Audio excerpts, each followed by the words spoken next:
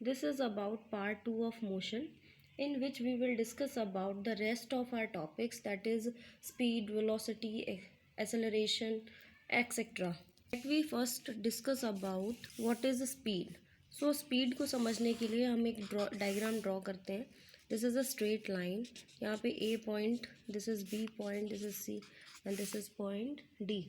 अगर simple language में मैं कहूँ तो speed is the ratio of distance travel by an object upon में टोटल टाइम, कि किसी ऑब्जेक्ट ने कितना डिस्टेंस ट्रैवल किया है और कितने टाइम में, उसका रेशो होता है. फॉर एग्जांपल इसको मैथमेटिकली अगर मैं लिखूँ, speed is equals to total distance हो गया अपॉन टोटल टाइम.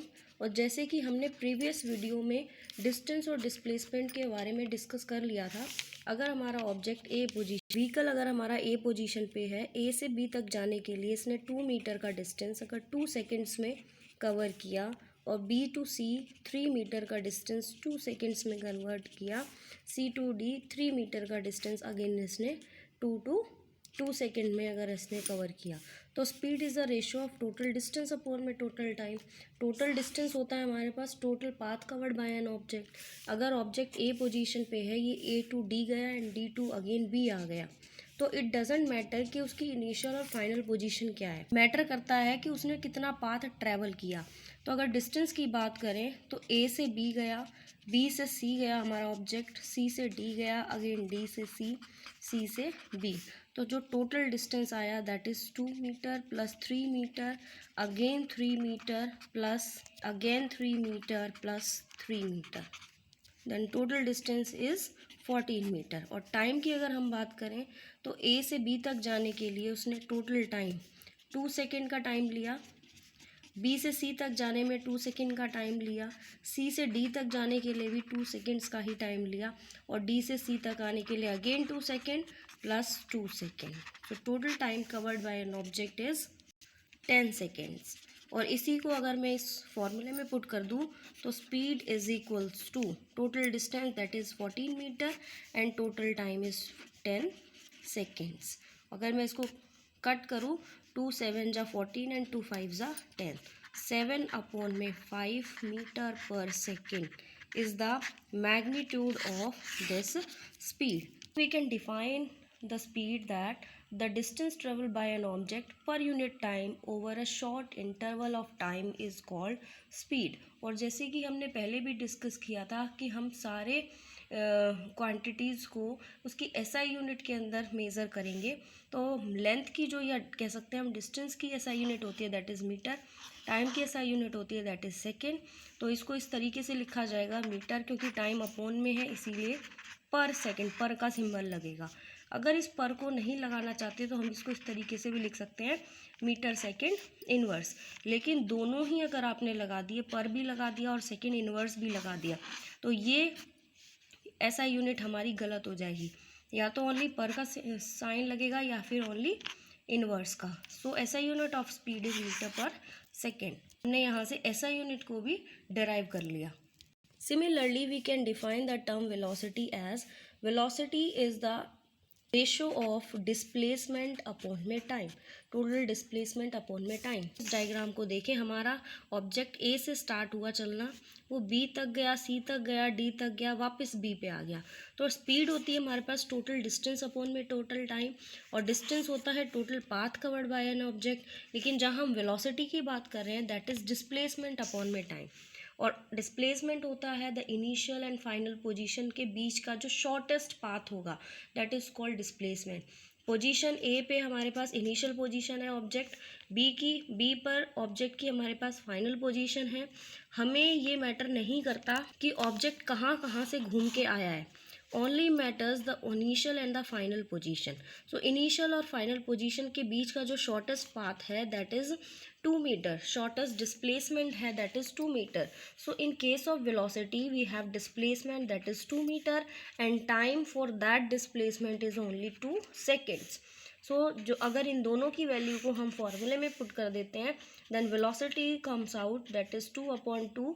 डिस्प्लेसमेंट को भी मीटर में ही मेज़र किया जाता है और टाइम को भी सेकेंड में मेज़र किया जाता है. तो velocity is equals to 1 metre per second. So इसी डायग्राम के लिए हमने जब स्पीड की वैल्यू को फाइंड आउट किया वो हमारे पास आई that is 7/5 metre per second. लेकिन इसी डायग्राम के लिए जब हमने वेलोसिटी की वैल्यू फाइंड आउट करी that comes out that is 1 meter per second, because speed is the ratio of total distance upon my total time and velocity is the ratio of displacement upon time. But here we see that the SI unit of both the quantities is similar. दोनों quantities की SI unit same है, लेकिन अगर हम difference की बात करें कि जैसे कि डिस्टेंस हमारा पॉजिटिव होता है ऑलवेज, तो स्पीड भी हमेशा पॉजिटिव रहेगी। डिस्टेंस का सिर्फ मैग्नीट्यूड होता है, इसकी डायरेक्शन नहीं है। Distance is a scalar quantity. Similarly speed is also a scalar quantity. Similarly velocity, displacement की अगर हम बात करें, displacement may be positive, may be negative और may be zero. So velocity may be positive, may be negative और may be zero. And displacement की जैसे कि डायरेक्शन के साथ साथ इसका मैग्नीट्यूड भी होता है, तो वेलोसिटी कहीं भी डायरेक्शन के साथ मैग्नीट्यूड होगा, we can say that it is a vector quantity. So velocity is a vector quantity whereas speed is a scalar quantity. अगर वेलोसिटी को मैं डिनोट करना चाहूँ तो वी एरो हेड से डिनोट कर सकते हैं, because arrow head denotes the vector symbol. इन दोनों टॉपिक्स को पढ़ने के बाद अगर हम एक टॉपिक डिफाइन कराना चाहें that is uniform speed and non uniform speed, and another one is uniform velocity and non uniform velocity. लेकिन यूनिफॉर्म स्पीड और नॉन यूनिफॉर्म स्पीड को डिफाइन करने से पहले, या हम कह सकते हैं यूनिफॉर्म वेलोसिटी और नॉन यूनिफॉर्म वेलोसिटी को डिफाइन करने से पहले आपको पता होना चाहिए what is uniform motion and what is non uniform motion.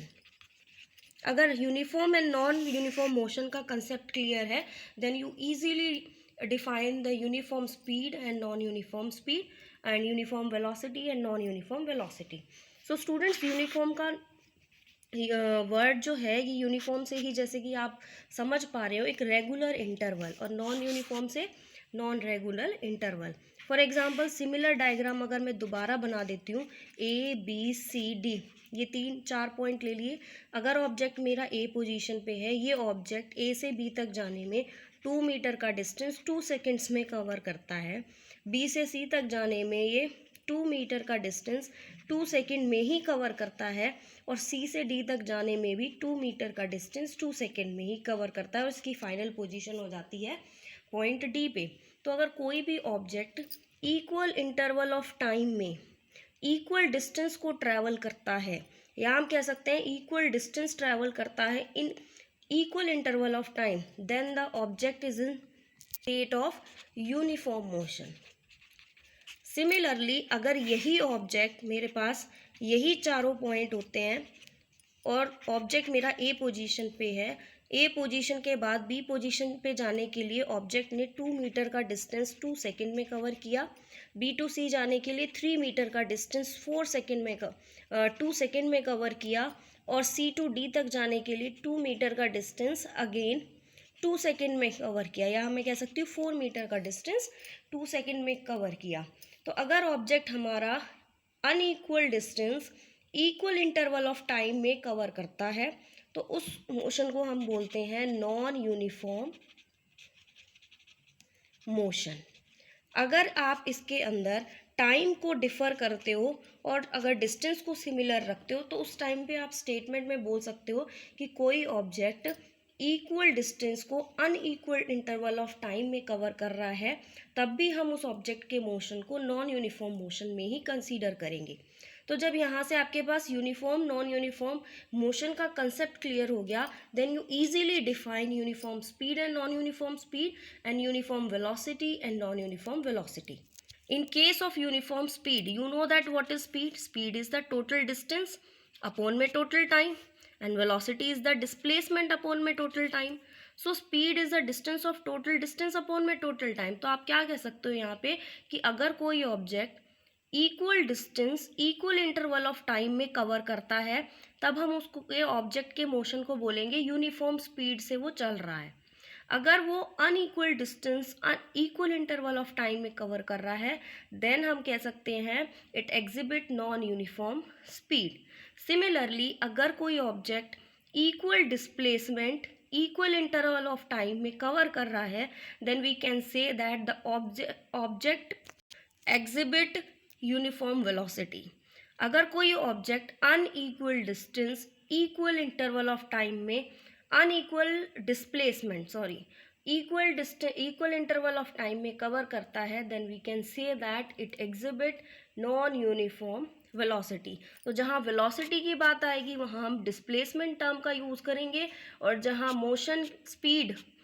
Speed की बात आती है वहाँ हम डिस्टेंस की बात करेंगे। And simply what is uniform motion and what is non uniform motion is understood by you by this diagram. So this is about speed and velocity. Now let's discuss about our next topic, that is acceleration. So students, acceleration is denoted by A and it is mathematically described by the equation that is v minus u upon t. Here v is the final velocity,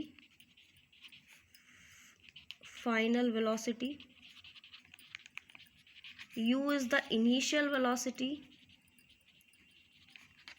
and t is the time interval. We can say that the acceleration of a moving body is defined as the change in velocity per unit time is known as acceleration. अगर इसको example की help से मैं समझाऊँ तो this is the diagram. इसके अंदर ए point पे हमारे पास ऑब्जेक्ट यहाँ पे है। जब भी आप अगर एक जनरल लाइफ का एक्सपीरियंस लेके चलो या एग्जाम्पल लेके चलो कि अगर आप अपने व्हीकल से जाते हो और वो एक पोजीशन पे खड़ा है, तो जब तक वो एक पोजीशन पे खड़ा है आपने स्टार्ट नहीं किया, उसकी वेलोसिटी क्या है, उसकी स्पीड क्या है, ज़ीरो। जैसे ही उसने यहाँ से स्टार्ट किया उसने कुछ ना कुछ उसकी स्पीड उसने ली। मान लेते हैं जब आपने अपना व्हीकल स्टार्ट किया चलाने के लिए तो उसकी स्पीड या हम कह सकते हैं उसकी वेलोसिटी 4 मीटर पर सेकेंड है। अब ये डिपेंड करता है ड्राइवर के ऊपर कि वो स्पीड को बढ़ाता है, घटाता है या सेम स्पीड से उस ऑब्जेक्ट को एक पर्टिकुलर नेक्स्ट पॉइंट पे लेके जाता है, या उसका जो डेस्टिनेशन पॉइंट है जहाँ उसको पहुँचना है वहाँ तक वो अपनी सेम वेलोसिटी रखता है। ये डिपेंड करता है ड्राइवर पे। मान लेते हैं ये पॉइंट पे हमारी कार की जो वेलोसिटी है that is 4 metre per second. Velocity आप फाइंड आउट कैसे करते हो, that is displacement upon time या डिस्टेंस अपॉन में टाइम। स्पीड को फाइंड आउट करते हो डिस्टेंस अपॉन टाइम से और वेलोसिटी को डिस्प्लेसमेंट अपॉन टाइम से। तो अगर ए से बी तक के लिए अगर हम वेलोसिटी फाइंड आउट करें दैट इज़ डिस्प्लेसमेंट हो गया ए से बी तक के लिए 2 मीटर एंड टाइम हो गया 2 सेकेंड, तो हमारे पास यहाँ से आ गई velocity 1 metre per second. And B से सी तक पहुँचने में वेलोसिटी अगर हम फाइंड आउट करें that is 4/2 that is 2 metre per second. Means velocity initial क्या हो गई हमारे पास जिसको हम यू से डिनोट करते हैं, और फाइनल क्या हो गई जो डेस्टिनेशन पॉइंट सी तक पहुंचा तब उसने 2 मीटर पर सेकेंड उसकी वेलोसिटी हो गई। Means this is V, velocity increase हो गई। ये ज़रूरी नहीं है कि हर केस में वेलोसिटी हमारी इंक्रीज हो वेलोसिटी डिक्रीज भी हो सकती है, वेलोसिटी सेम भी रह सकती है। हो सकता है नेक्स्ट बी से सी तक जाने में 2 मीटर का ही डिस्टेंस उसने 2 सेकेंड में कवर किया हो। ये डिपेंड करता है ड्राइवर के ऊपर कि वो किस स्पीड से गाड़ी को ड्राइव कर रहा है। ठीक है, तो वेलोसिटी में जो चेंज आया विद रिस्पेक्ट टू टाइम, क्योंकि ए से सी तक पहुंचने में कुछ ना कुछ टाइम भी लगा है, तो वेलोसिटी में जो चेंज आया और उस चेंज को आने में टाइम भी लगा है विद रिस्पेक्ट टू टाइम, उसी को हम बोलते हैं acceleration. And as you all know that velocity is a vector quantity, क्योंकि इसका मैग्नीट्यूड और डायरेक्शन भी होती है, तो एक्सेलरेशन भी हमारी वेक्टर क्वांटिटी है। अगर मैं इसके ऊपर एरो लगा दूँ तो it is understood by you that is acceleration is a vector quantity. तो अगर इस डायग्राम को मैं देख के चलूँ तो मेरे पास फाइनल वेलोसिटी 2 आ गई और इनिशियल वेलोसिटी क्या आ गई -1। इन दोनों वेलोसिटी की ऐसा यूनिट क्या है, मीटर पर सेकेंड। अपॉन में टाइम कितना लिया, ए से बी तक जाने में 2 सेकेंड का टाइम लगा, प्लस बी से सी तक जाने में 2 सेकेंड का टाइम लिया, दैट इज़ 1/4। और टाइम की ऐसा यूनिट होती है, एक और सेकेंड आएगा, that is 1/4 meter per second square, that is 0.25 meter per second square. This is the value of acceleration. और जैसे कि मैंने अभी बताया कि वेलोसिटी बढ़ भी सकती है, घट भी सकती है और सेम भी रह सकती है। और acceleration is the change in velocity per unit time. अगर हमारी इनिशियल वेलोसिटी से फाइनल वेलोसिटी ज़्यादा है, उस केस में एसेलरेशन हमारे पास पॉजिटिव आएगा। और पॉजिटिव एसेलरेशन का जो ग्राफ होता है वो इस तरीके से होता है। एसेलरेशन क्या होता है? Change in velocity upon time. तो टाइम, वेलोसिटी और टाइम के बीच में ग्राफ बनेगा और एसेलरेशन का ग्राफ इस तरीके से आएगा पॉजिटिव के लिए। लेकिन अगर हमारी वेलोसिटी, फाइनल वेलोसिटी लेस हो जाती है इनिशियल से, उस केस में हमारे पास एसेलरेशन जो होगा वो नेगेटिव आएगा। और नेगेटिव एसेलरेशन के लिए जो ग्राफ बनता है दैट इज़ दिस टाइप, इस तरीके का ग्राफ होगा। लेकिन अगर हमारी इनिशियल और फाइनल वेलोसिटी सी सेम रहती हैं, उस केस में एसेलरेशन ज़ीरो होगा। और ज़ीरो एसेलरेशन के लिए ग्राफ हमारे पास होगा वेलोसिटी और टाइम के बीच का इस तरीके का। और हमेशा याद रखना कि नेगेटिव एसेलरेशन को ही रिटार्डेशन कहा जाता है। So retardation is nothing new, retardation is a negative of acceleration. This is all about the term acceleration. लेकिन अगर कोई आपसे डिफरेंस पूछ ले कि what is the difference between simple acceleration and instantaneous acceleration, तो स्टूडेंट्स हमने जो एसेलरेशन फाइंड आउट की that is v minus you upon T, means change in velocity per unit time, उसको बोलते हैं हम एसेलरेशन, क्योंकि हमने यहाँ पे लिमिट नहीं लगाई है। लेकिन अगर आप एक पर्टिकुलर लिमिट लगा दो कि इस इंटरवल ऑफ टाइम पे, उस टाइम के लिए भी लिमिट लगा दोगे कि इस इंटरवल ऑफ टाइम पे एसेलरेशन क्या होगी, उस पर्टिकुलर इंटरवल ऑफ टाइम के लिए जब हम एसेलरेशन निकालते हैं तो उसको बोलते हैं हम इंस्टेंटेनियस एसेलरेशन। और जैसे आपने अभी डिस्क्राइब किया uniform speed, non uniform speed, similarly you also describe uniform acceleration and non uniform acceleration. जैसे कि आपको पता है एसेलरेशन क्या है? Change in velocity per unit time. तो यूनिफॉर्म वेलोसिटी हो, यूनिफॉर्म टाइम इंटरवल हो, means we can say that कि अगर कोई object equal velocity, equal time interval के अंदर एग्जिबिट करता है then the object is in state of uniform acceleration. लेकिन अगर कोई ऑब्जेक्ट अनइक्वल वेलोसिटी ट्रैवल करता है अनइक्वल इंटरवल ऑफ टाइम में, then we can say that the object is in state of non uniform acceleration. And the SI unit of acceleration is meter per second square. It is also a vector quantity which is denoted by a arrowhead.